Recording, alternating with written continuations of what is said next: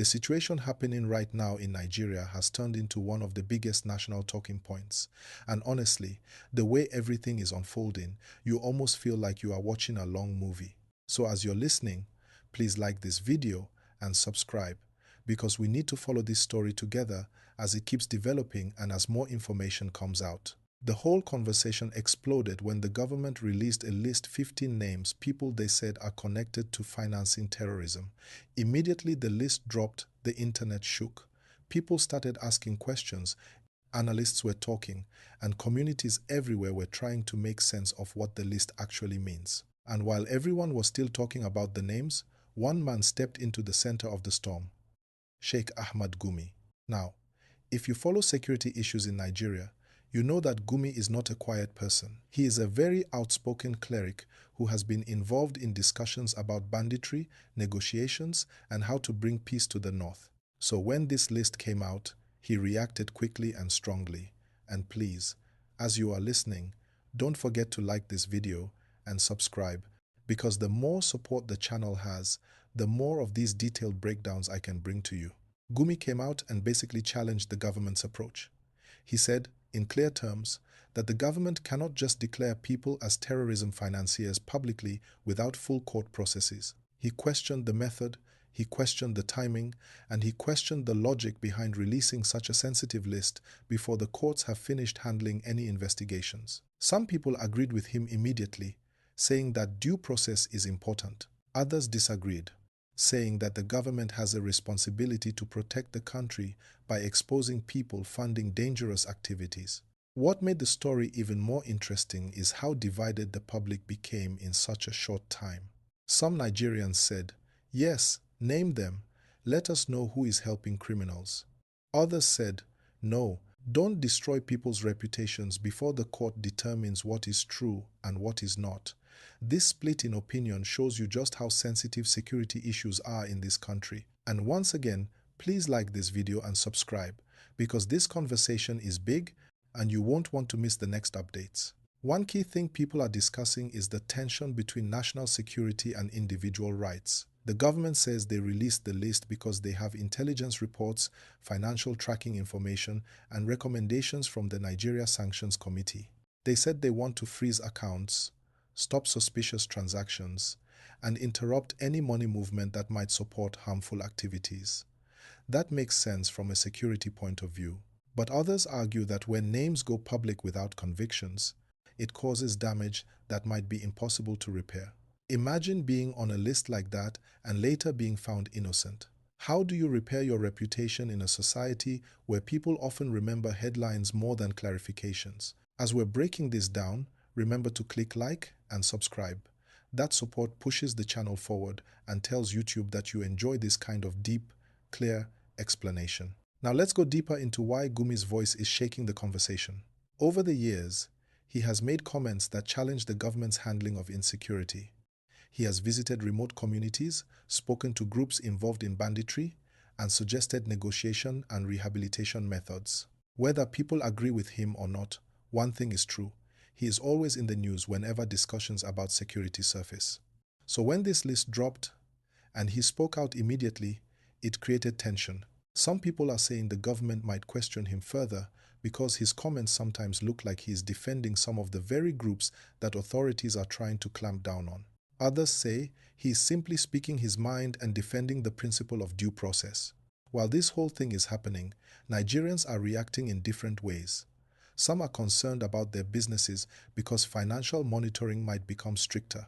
Bureau de change operators are already talking about tighter regulations. Banks might start asking more questions about certain types of transfers. International partners may also increase scrutiny, since terrorism financing is a global security topic. So you see, this 15-name list is not just a list, it's a chain reaction. It affects the justice system, the security system, the financial system, and even social media conversations. And I'm reminding you again, like this video and subscribe so we can keep walking through this story together. Another angle people are debating is this: should the government publicly release intelligence-based lists before court judgments? It's a tough question. Some countries do it for transparency. Others only release names after full legal processes. Nigeria right now is somewhere in between, and this case might shape how future cases are handled. Let's also talk about the accused individuals. When your name enters a list like this, your bank might freeze your account, your business partners might stop working with you, and your family might feel the pressure. So people are asking, what if some names are mistakes? What if some names are based on investigations that are not yet complete? That's exactly the point Gumi is raising. He is not just attacking the government, he is trying to highlight the consequences of public accusations. Whether he is right or wrong is what the entire country is now debating. Meanwhile, the government is defending its position strongly. They say national security is the priority. They say intelligence reports are serious. They say they must act fast before money moves again into the wrong hands. And honestly, many Nigerians agree with that, because everyone is tired of insecurity. We also need to consider how these developments affect trust in institutions. When big names are involved, or when well-known public figures challenge government actions, citizens get confused. Who should they trust? The government? The cleric? The court system? The intelligence community? And don't forget to press like and subscribe right now if you are following the gist, because we still have a lot to break down. Let's go deeper into the legal angle. Freezing someone's bank account or restricting their activities before conviction is a powerful action. It must follow very clear steps under Nigerian law. There must be evidence, recommendations, and the ability for the accused person to contest the designation. In this case, people want to know what evidence led to the government's decision. Of course, they cannot publish all intelligence documents that would compromise investigations, but the public still wants clarity, especially when so much is at stake. Another issue people are discussing is how the government will follow up. Will there be full arrests, court trials, press briefings, quiet investigations? Nobody knows yet. But everyone is watching closely, especially because some of the names on the list are business people who have been active for years. Please like this video and subscribe, because the next parts of this breakdown are even more important.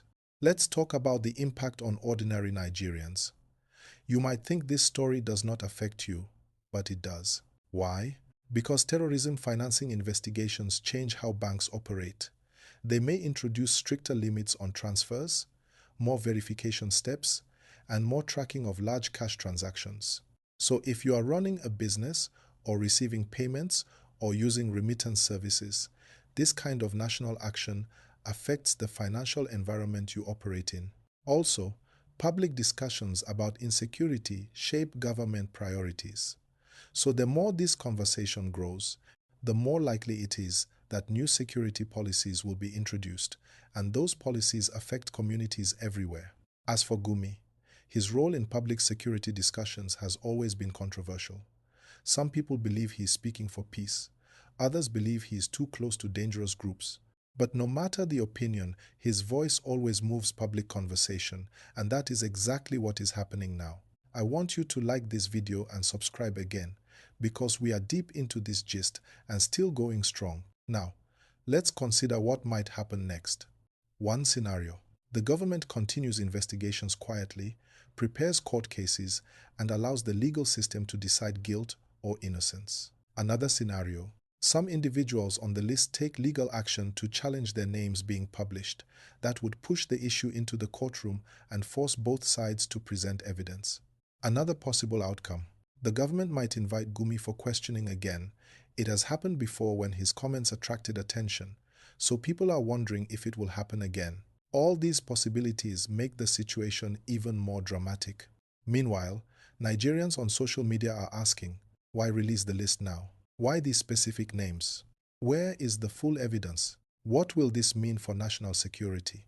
And most importantly, is this the first of more lists to come?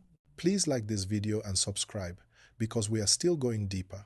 This gist is far from finished. But before I continue into the next long section, which will explore the economic impact, the political reactions, and how international agencies might respond,